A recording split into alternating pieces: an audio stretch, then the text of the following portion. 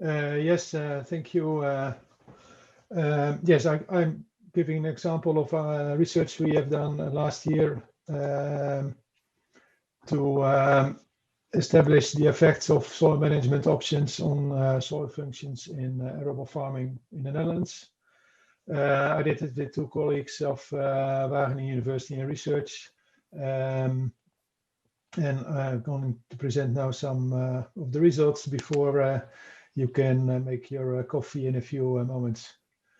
The challenge is that we have various soil functions, as Pandi was already telling. We took them from the landmark project, but it was the same as the same kind of functions Pandi already presented.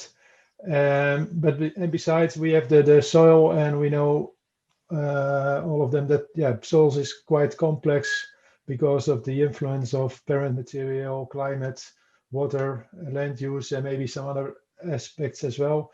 And it makes soils very variable. And the question is, how do we get sustainable management options that fulfill the functions we need in the places we are, as we have a specific place where we have a specific soil. What should we do to get those soil functions done? And that's quite a difficult thing because of the variability and the complexity of the soil and the land use that's involved with it.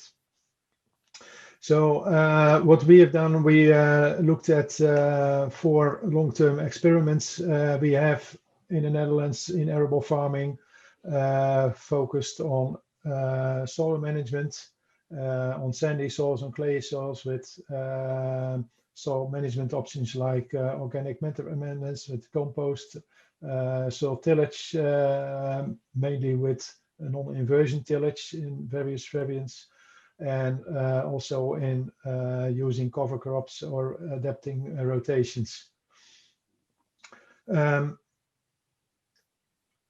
Because of the time, I go not in detail to those experiments, but we use them to assess the effects of the soil management options in general on the soil functions. So what we did was we defined indicators for the soil functions, and also we looked at the applicability of those soil management options. We defined from the long-term experiments the management options we are looking at. We did a quantitative assessment of management options based on the results of those long-term experiments, and we tried to generalize the results of that to soil type like clay soils, sandy soils, and somewhat more general management options like from composts or use of manure to organic matter amendments. And from this, we try to define some practical advice and messages for our farmers, arable farmers in the Netherlands.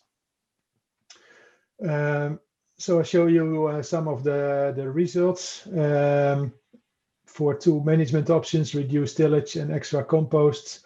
For 3 soil types: the clay soils, sandy soils, reclaimed peat soils. There's also mainly sandy, but there's a lot of organic matter in it still. And we looked at the 5 functions: the productivity, water regulation, recycling of nutrients, carbon sequestration, and habitat. And we scored them if there was a positive, neutral, or negative effect. And we looked also at how strong is the effect. Is there a significant effect, or is there not a significant effect available?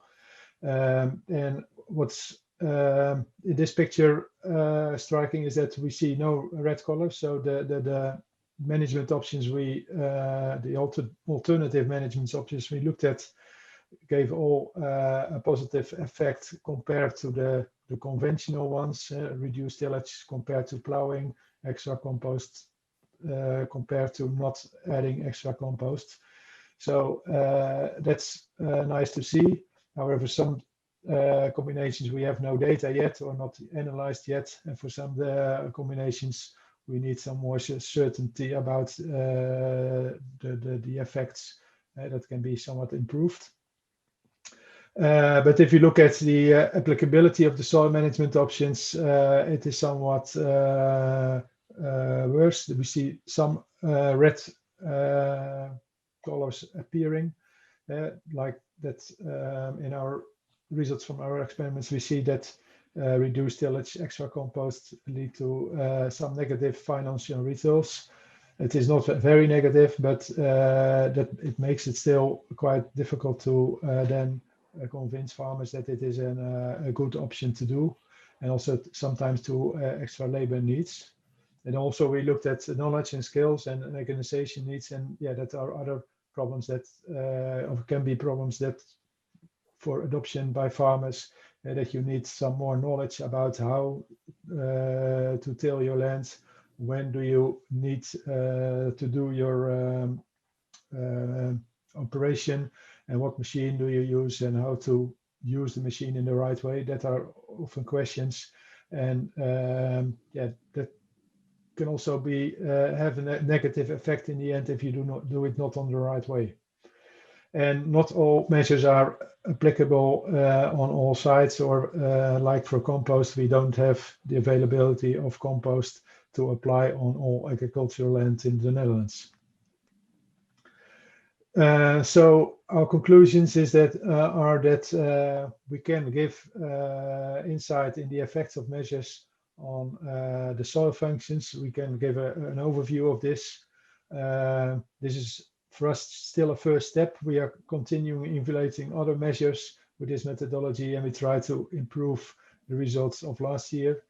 However, we try to formulate the concrete specific advice for farmers from these results.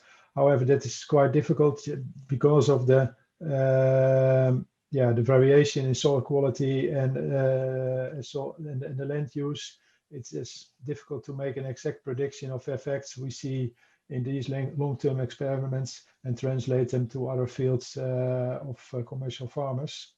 And the third conclusion is that there are no regret measures available. There are no measures that are really good for the farmer and good for society. Every measure has its trade-offs also between the soil functions. Sometimes there is a little bit of trade-off possible. And we have to look at how we can adapt those measures, or we have to look to make them really attractable for the farmers. Thank you. That was my presentation.